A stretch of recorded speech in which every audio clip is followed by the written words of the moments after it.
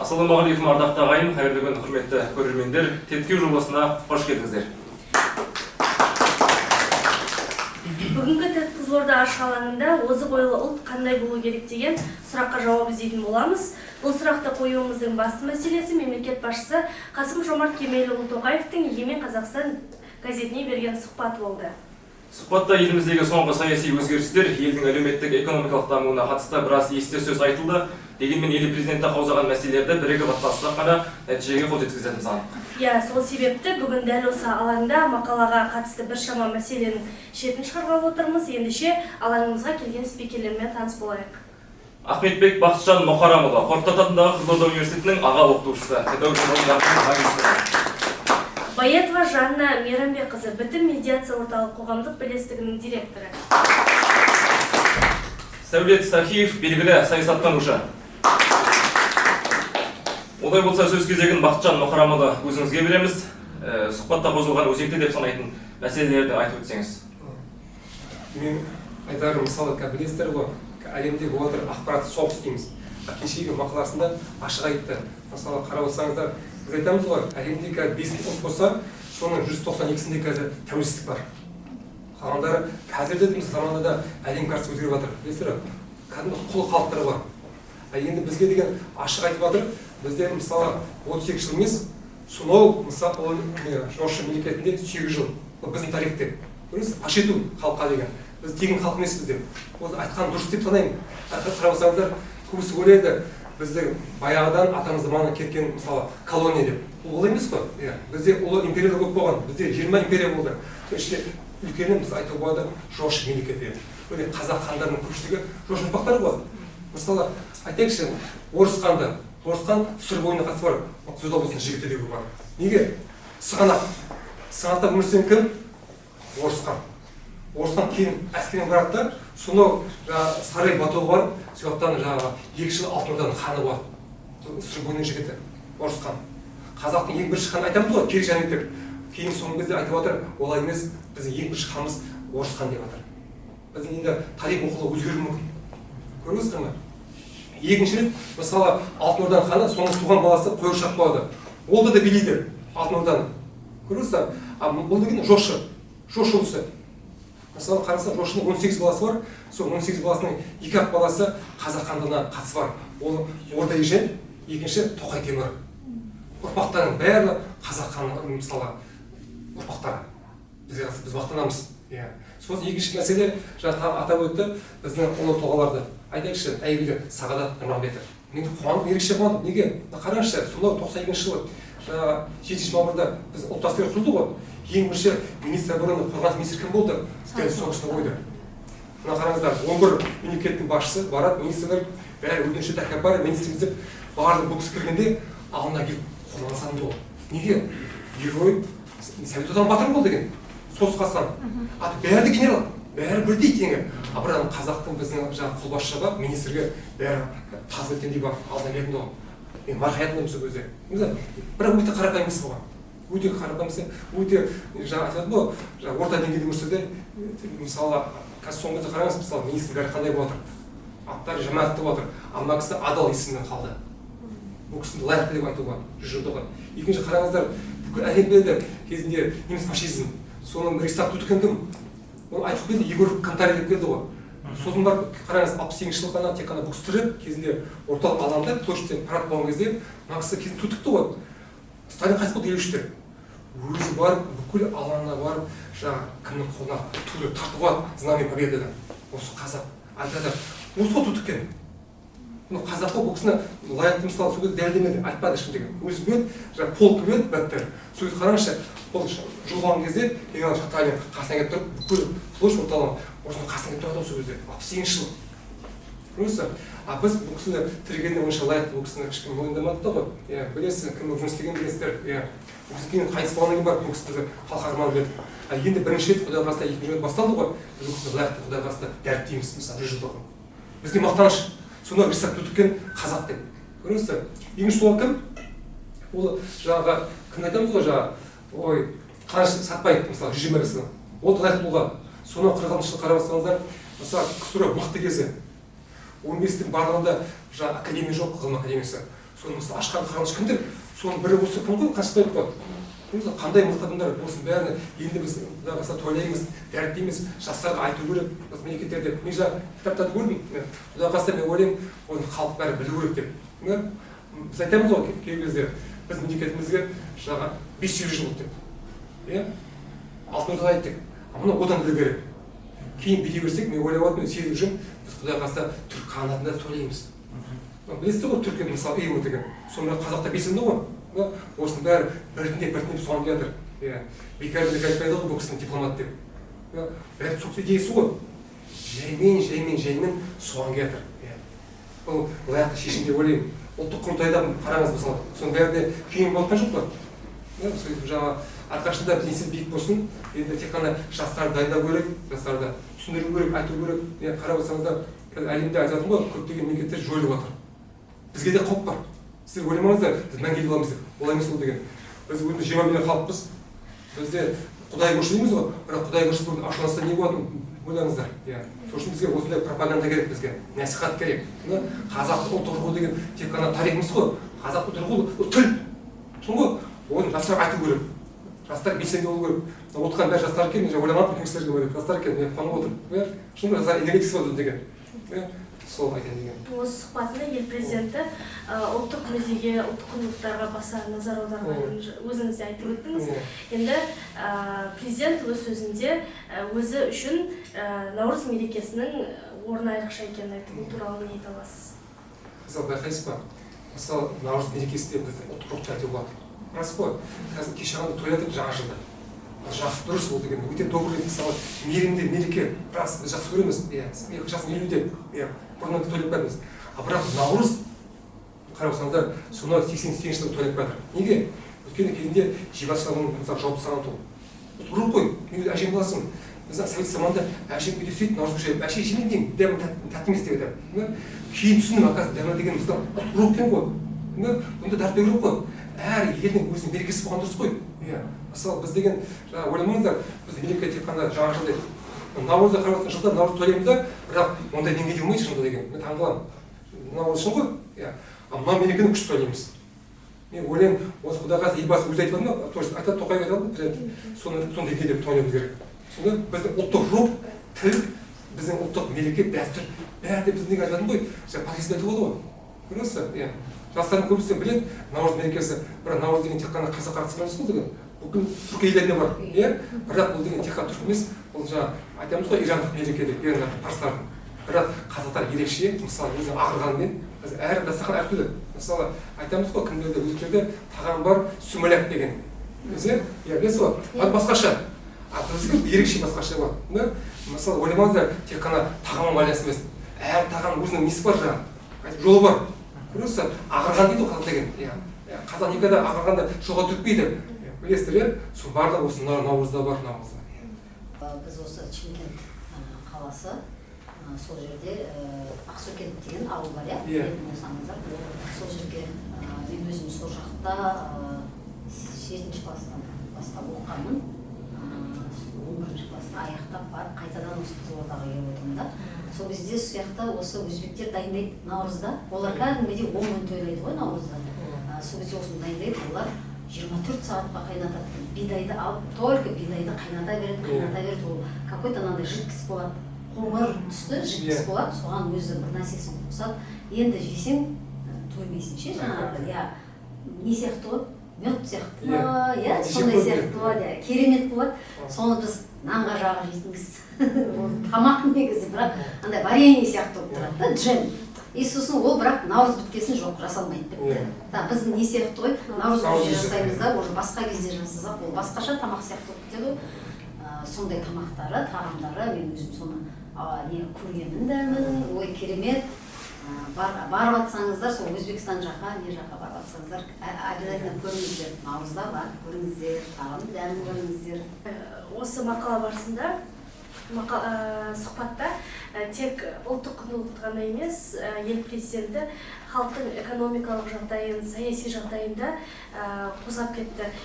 Негізі мемлекеттің ішкі және сыртқы саясаты ол елдің қауіпсіздігін сақтаумен тікелей байланысты. Мемлекет басшысы елдің сыртқы және ішкі саясатының өркендеп дамуда зор ықпалға ие екенін айтып өтті. Елдің саяси жағдайы туралы сөз қозғау үшін біз өзіміздің алаңымызға саясаттанушы ғалым Сөйлет ағайды шақырған болатынбыз. Сөйлет мырза, сөз кезегі өзіңізде. Рахмет. Мынау мемлекет басшысының сұхбаты өте әсерлі деп айтсақ қателеспейміз. Себебі көп елдердің мемлекет басшылары өзінің сұхбатын беріп жатқан жайлар бар.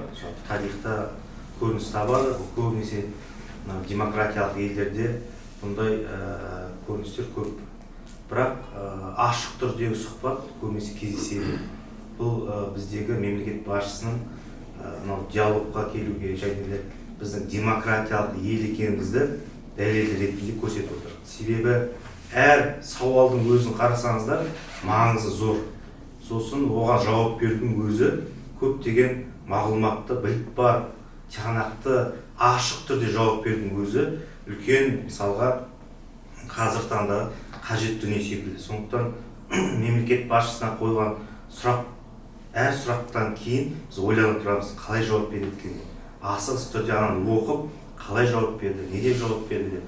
Бірақ мемлекет басшысы өздеріңіз белгілі дипломат кісі, көптеген елдерді көріп, мемлекет басшыларымен сұхбаттасып, жалпы өзінің тәжірибесіндегі саяси ілімімен, өзінің елді басқарудағы тәжірибелі тұсымен таныта білді. Себебі әр сұраққа тиянақты жауап берді.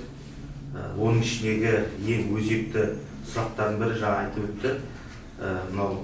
Халықаралық қатынастағы, әлемдік саясаттағы Қазақстанның рөлі өздеріңізге белгілі. Қазақстан тәуелсіздік алғаннан кейін көптеген халықаралық ұйымдарға төрағалық жасап келе жатыр, мүше болып келе жатыр. Сол секілді осы жылда үлкен ауқымды дүниелер күтіп тұр. Оның ең бастысы Шанхай ынтымақтастық ұйымына төрағалық жасау мәселесі.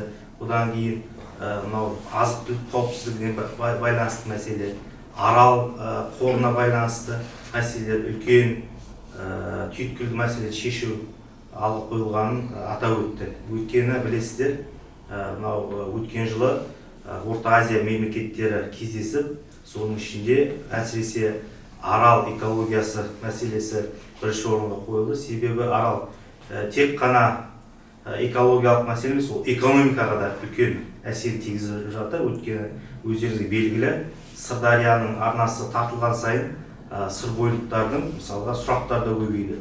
Бұл неге тартылып жатыр, қалай болады, болашағымыз қалай болады, сұр күрішімен өмір сүріп жатыр көптеген қожалықтар бар. Жалпы экономикамыздың басым бөлігі осы сыр маржаны, күрішімізде деп көбісі мысалға қобалжып қалды. Бірақ кешегі мысалға үлкен осы Орта Азия мемлекеттерінің кездесулерінен кейін өздеріңіз белгілі, біз Сарақыз жобасы деп аралдың кіші арал толтыру мәселесіне үлкен инвестициялар тартып жатты. Оған тек қана осы Орта Азия мемлекеттері емес, оған да тіпті Жапония елі де үлес қосып жатыр. Енді сәуірден бастап бұның үлкен бір серпіліс болады деген жақсы жаңалығын айтты. Енді әрі қарай өткені өздеріңізге белгілі халықаралық қатынаста ең басты үлкен рөл бұл шекаралық өзен көлдер дейді. Өйткені көршілес жатқан елдер бізге үлкен көмегін беретін болса, әрі қарай біздің Сырдариямыздың арнасында қалпына келіп кіші аралымызда толып жатыр. Одан кейін мемлекет басшысы Қытай мен Ресейге ерекше тоқталды. Өйткені Қытайдың экономикасын білесіздер, қарыштап дамып келе жатыр. Тарихқа жүгінетін болсаңыздар, Қытай кереметі деген үлкен бір өздеріне тән ерекшелік бар. Бұл Қытай кереметі ол сол елдің экономикасының дамуы. Қазіргі таңда білесіздер, қандай дүние болмасын, біз Қытайдан шыққанын көріп, соған көз жеткізіп жатамыз. Оның ішінде жаңа технологиялар болсын, түрлі шикізат болсын, қазіргі таңдағы оған дәлел сыр еліндегі Қытай көліктері.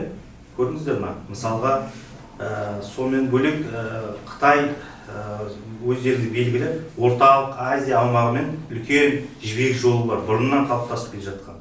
Сол жолды қазіртан қайттан жаңалап, оны осы Қытай Қазақстан арқылы өтетін үлкен дәліз жолын салу мәселесі. Бұл бір жағынан экспорт, импортты жақсартып, негізгі экономикамызға үлкен қарқынды көмек береді деп есептейміз. Сонымен бірге Ресей бұл біздің стратегиялық үлкен әріптесіміз болып табылады, бұрыннан келе жатқан әріптесіміз. Одан кейін кезінде айтып жатырмын, Шанхай ынтымақтастық ұйымы кезінде Ресей мен Қытай осы бірінші ұйымды құрған кезде Қазақстан өзі бірінші болып ниет білдірген, біз де қосылайық, біз де осыған атсалысайық деп. Бұның үлкен жауапкершілігі бар. Неге десеңіздер, бұл тек қана экономикалық, әлеуметтік мәселе емес, қауіпсіздік мәселесіне үлкен рөл атқарады. Өздеріңізге белгілі 2019 жылы Біріккен ұлттар ұйымының қауіпсіздік тұрақты емес кеңесінде қаңтарда Қазақстан төрағалық жасады. Сол кезде Ауғанстан мәселесі, Таяу Шығыстағы мәселе, Аралдағы экология, барлық мәселелер қаралып, осы үлкен дәрежеде Қазақстан өзінің ерекше тұстарын көрсете білді. Енді сұхбатта талқылаған тақырыптардың бірі әйел теңдігі, отбасындағы зорлық-зомбылық бүгінде басты мәселелердің бірі ғой.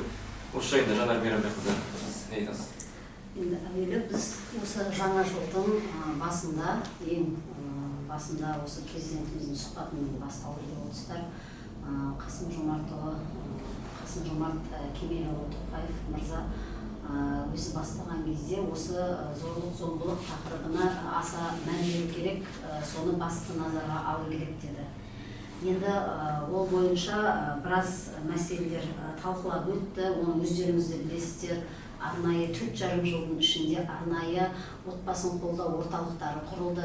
Олардың 19-ы осы өңірлерде ана мен баланың жағдайын жасап, оларды уақытша баспанамен қамту мәселесі қарастырылып, соны олар уже жүзеге асырып отыр. Енді бұл жерде біздің президентіміздің мен тұрмыстық зорлық-зомбылық жасағандарға жазаны қатаңдандыруды қолдаймын деп айтып өтті бұл сұхбатында.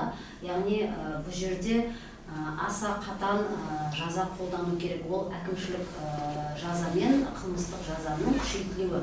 Яғни енді деді, әйел мен бала арасындағы, әйел мен балаға жасалған зорлық-зомбылықты әйел тергеушілер қарастырады деді.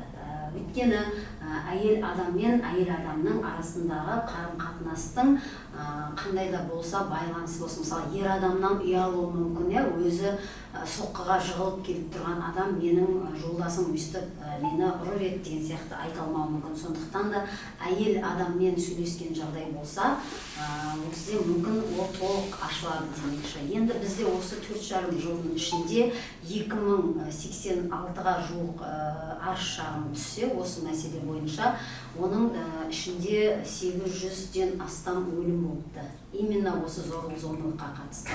Енді қараңыздар, бұл зорлық-зомбылықтың өзінің 4 түрі бар. Психологиялық зорлық-зомбылық, күш көрсету арқылы жасалатын, экономикалық зорлық-зомбылық және саяси дейді. Оның ішінде біздің нақты тоқталып өтетініміз қазір енді 4-еуінде 4 жақты қарастыруға болады, бірақ енді ұзақ болып кетеді. Енді қазір ана мен бала деген кезде біз тұрмыстыққа тоқталамыз. Енді тұрмыстық зорлық-зомбылықтың өзі жазасыз қалмайды. Біздің әкімшілік осы әкімшілік құқық бұзушылықтың 73-ші кодексімен бұл мәселе қаралады.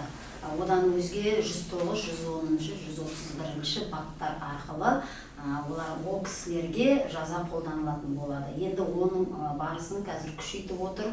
Соған қарағанда біздің осы мына жерде анаға тағзым орталығында отырмыз.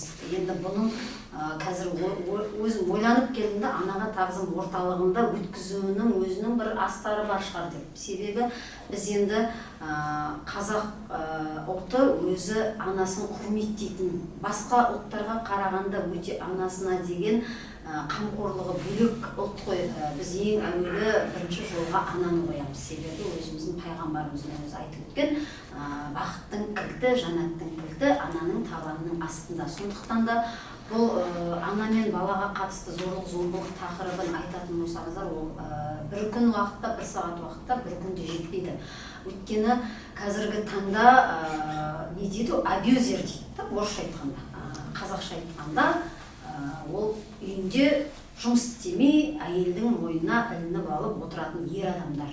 Енді сондай отбасылар көп қазір бізде. Ол отбасында әрине ол әйел өзі шаршап келіп отырғанда, жұмыстан келіп отырғанда, ана кісі яғни ішіп алып, жаңағы бір нәрсесін сағызын шайнап дейді ғой бізде қазақша айтқанда, емін еркін. Жастар болғасын, мен уже өзіміздің тілде айтып жатырмын, бұл жерде саяси тілмен неғымен айтпай қояды. Сондықтан да солай отырған кезде ана әйел не істейді, күнде сондай одно и то же шыдамайды ғой. Енді бір нәрсе айтып қалуы мүмкін, сол кезде кетеді ғой енді жаңағыдай неше түрлі нәрселер. Біздің негізі осы бітім медиация орталығының жұмыс жасап жатқанына 5 жыл болды. Бірақ ол жаңағы сот татуласу орталығының жаңағы қызметін үйлестіру жобасы аясында осындай қызметтер атқарып келеді. Оның ішінде именно неке және отбасы мәселесі бізде өте бірінші орында қойылады. Бізде психолог маманы жұмыс істейді, өздеріңіз білетін боларсыздар. Естулеріңіз бар, естімегендеріңіз бар. Айтып өтейін, бізде Назира Аймаханова Кенжебекқызы деген жаңағы психолог маманы жұмыс істеді. Ол кісіге осындай жүгінушілер саны жыл санап артып, қазір бізде мысалы статистика бойынша бір жылдың ішінде, оңай ғой енді, бір жылдың ішінде дей берейік, 1000-нан астам адам қабылдасақ, ол заңгерлік тұрғыда болсын, соның ішінде 300-400-ге жуық адам психологиялық кеңеске жүгінеді. Оның ішінде именно осы неке және отбасы, оның ішінде зорлық-зомбылық мәселесімен 100-ге тарта адам жүгініп отырады. Сондықтан да ол бізде қазір бір орталықтың қызметі, бұл айтып отырған, ондай қаншама орталықтар бар, бізге келмейтіні бар. Басқа жақта үндемей, мысалы отбасында үндемей отыра беретін әйелдер де бар шықтап, олар тіркелмеген. Еш жерде факті тіркелмесе, оны біз айта алмаймыз ол статистика бойынша. Ал енді тіркелгеннің өзі соңғы жылдары 2000-нан асып кеткеннен кейін ол бізде зорлық-зомбылық 2-3 есе артты деген сөз. Сондықтан сіздер жаңа жастар болып бірігіп деп осындай ағайымыз айтып өтті ғой, жаңа насихат жүргізу арқылы, осындай жұмыстар жүргізу арқылы бұны азайту керек. Негізі басты назарға алып отқан себебі де қазір ажырасу көбейіп кетті. Өздеріңіз білесіздер, неке және отбасы мәселесі бірінші орынға қойылып отыр бізде. Себебі сондай жастар, әсіресе жастар жағында осындай неке бұзушылық көп. Себебі нұқып қалуы мүмкін, түртуі мүмкін, боқ ауыз дейді ғой, енді жаман сөз айтуы мүмкін, балағаттауы мүмкін, соның өзін көтере алмайды. Негізі балағаттаудың өзінің статьясы бар. Жаңағы не сөздер дұрыс емес сөздер айтса, оның өздеріңіз білесіздер, бір жыл былтыр шықты, 65 мың төледі боқтай бер деген, жаман сөз айта бер деген шықты ғой. Сол сияқты әрненің, әрбір адам өзінің сөзіне мығым болса, өзінің ісіне мығым болса, әсіресе ер азаматтарымыз әйелдерді құрметтейтін болса, бізде зорлық-зомбылық фактілері азаяр еді. Сондықтан да биылғы жаңа жылда жаңа тілегіміз, жаңа жыл бізге тек жақсылық келсін. Біздің ер азаматтарымыз, қазақ халқы өзі ер азаматтарын құрметтеген халық, бір саты төмен тұратын халық. Әйел азаматтарымыз соны ұмытпаса, ер азаматтарымыз өзінің ер екенін, үйінде қожайын екенін ұмытпаса, жұмысқа тұрып, өзі жұмыс істеп, ер азаматымыз үйін асыраушы екенін ұмытпаса, өзінің әйел адамы аманаты екенін ұмытпаса, біз әлде қайда бұдан да жоғары биіктен көрінеміз. Біздің халқымыз негізі мықты. Мен өзім өткенде Димаштың жаңағы әнұранын тыңдаған кезде қандай керемет әсерде болдым, рухтандым. Біздің қазақ деген халық негізі керемет халық екен ғой деп, одан сайын өзіміздің жаңағы немізді сүйіп одан сайын құрметтеп, енді біз жаңағы елімізге қызмет етіп жүрген, өзіміз сол осы қалайда болса неке ажырасу аз болса екен, осы жұрттың сауатты заң тұрғыда сауаты ашылса екен деп жүрген адамдарымыз. Сондықтан әркім өзінің заңдылығын білсе, заң жүзінде қалай жүру керек, тұру керек, этика, эстетикасын ұстай білсе, үйінде мысалы күйеу ашуланып кетті ма, әйел күле қалу керек та. Ол да ашуланып отырса, екеуі бір-бірімен, конечно, кері энергетика кетеді. Сондықтан күле қалса, шайын беріп, негізі орыстар жақсы айтады, это жаңағы ер адамға, мужчинаға дейді, барар жол через желудок дейді. Ер адам, тоқ болса, оған ештеңе жоқ қой. Ештеңе жоқ, главное, мәз болып жүре береді олар. Бәрі аман есен. Сондықтан сол ер азаматтарымыз аман болсын, солар әйелдерін құрметтесін, ал бізде зорлық, зомбылық азайсын. Президентіміздің жаңағы сұхбаты одан әрі ертең жолдауы шығады, соның барлығы орындалып, біз тек бейбіт заманда осындай көп ұлтты мемлекетпіз, соны сақтай отырып, арасындағы біз этнос аралық қақтығыстарға жол бермей, именно ассамблеяның адамдары отырсын, соларға құлақтағыз жол бермей, тату-татты өмір сүріп, тек қана осы басшыларымыздың айтқанын, жаңағы дұрыс жағын орындап, өзімізге ала біліп, жүре берейік. Тек қана әйелдер, аналарымыз аман болсын, балдарымыз ешқашан жыламасын. Бағдарламада отырған көрермендердің біразы қыздар, жас қыздар. Жалпы ер азаматты таңдауда абьюзер болмау үшін, абьюзер жігіттен алып қашу үшін қандай қасиеттеріне қараған дұрыс деп ойлайсыз? Әйел адамға бүйтіп кеңес беретінде мен бір немеспін, енді ондай дәрежеде емес шығармын. Может, дәрежеде де шығармын, білмеймін ғой. Мен өзім 4 бала асырап отырған анамын. 2 студент қызым бар, екеуі де алтын белгімен бітіріп, жоғары оқу орындарында оқып жатыр, қалаған мамандықтары бойынша. Енді өзі одан кейін бір ұлым бар, ол да биыл Құдай қаласа бітіреді. Может, солардың жетістігімен мен өзім жақсы тәрбие бердім деп ойлаймын. Сондықтан да ол ер азаматқа да байланысты. Енді ол ер азаматты таңдағанда қазіргі уақытта мен жастарды байқайтыным, көбісі жұмысы бар ма, кредиті жоқ па, машинасы бар ма, үйі бар ма, соны таңдайды. Енді мен ойлаймын, мен таңдар едім, ол баланың неше дипломы бар. Жұмысы болсын, болмасын, неше дипломы бар. Мүмкін ол уақытша жұмыссыз шығар, соған қарар едім. Тіл біле ма, соны қарар едім. Енді мен өзімнің мнением бойынша, ол қыздар, сіздер оның ішінен ұнаған аларсыздар, ұнамаған алмассыздар. Сосын ең әуелі текті ұрпақтың, текті әулеттің ұрпағыма соны қарар едім. Себебі қанша айтқанмен тектілік ол қанмен беріледі. Оның бұрынғы жаңағы аталары, әжелері қандай адамдар болған, оның нағашылары, мысалы айтып жатады ғой, ағаштың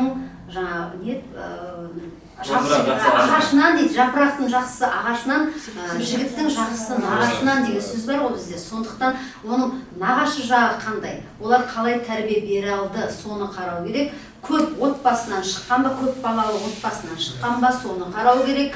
Және де оның анасын қалай жақсы көре ма, құрметтей ма, соны қарау керек. Егер ол баланың сөзінің арасында мамасын айтып, мысалы праздникте мамаңа не сыйлайсың деген сияқты бүйтіп сұрақ қойып, бүйтіп жаймен сұрап алады ғой, қыздар да қолға жетеді ғой.